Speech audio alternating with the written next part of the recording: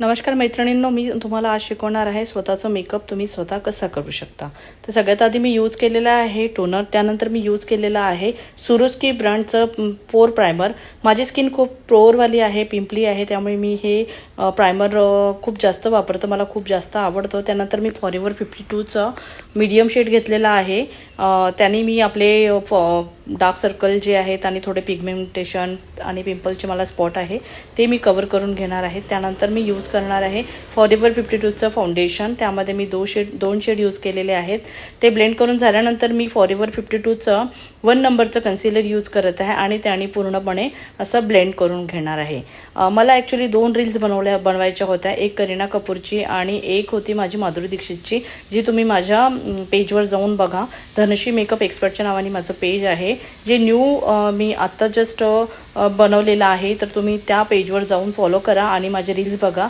मी स्वतःचे makeup tutorial पण टाकणार आहे त्यामध्ये, आणि खूप सुंदर सुंदरशा रील्स पण आहेत ट्रेंडिंगवाल्या त्यामध्ये।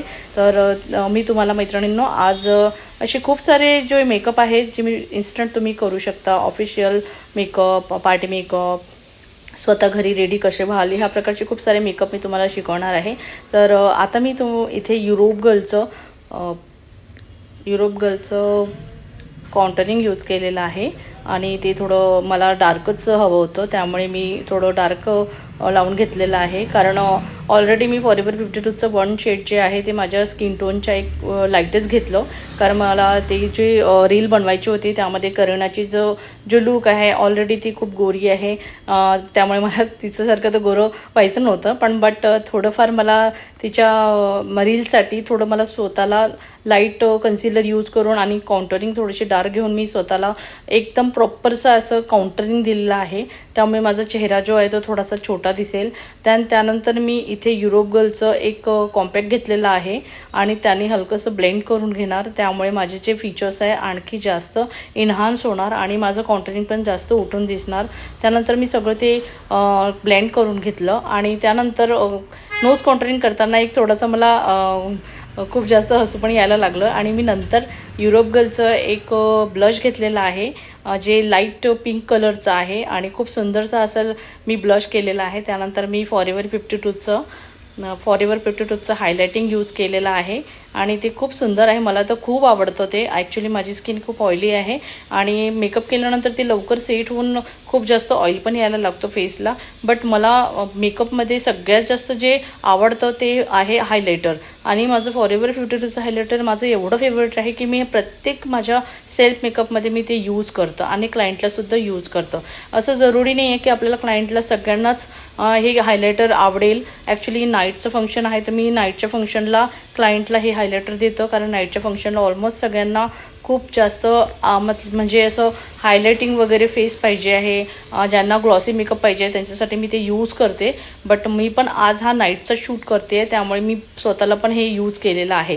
त्यानंतर मी हुडा ब्युटी पॅलेट्समधनी एक लाईट शेडचं शॅडो घेतलेला आहे, लाईट ब्राऊन कलरचा, तो मी अप्लाय केलेला आहे आणि त्यानंतर मी थोडंसं मीडियम ब्राऊन कलरचा लीडवरती ॲप्लिकेशन केलेलं आहे। तर तुम्ही बघू शकता एक नॉर्मलचं सॉफ्ट आय मेकअप आपलं बनलेलं आहे।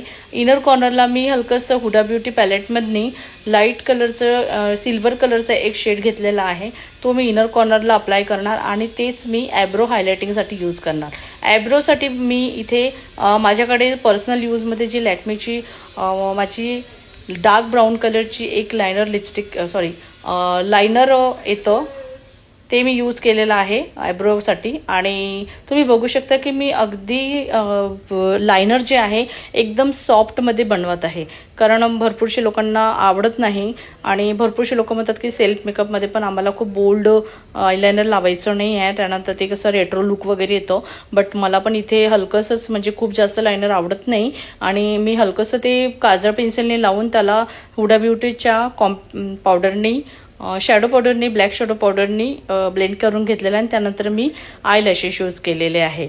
हे लॅशेस मी लॅशअपचे यूज करते आहे, फारच छान आहे, लाईट वेट आहे आणि पर्सनल यूजसाठी पण खूप छान आहे।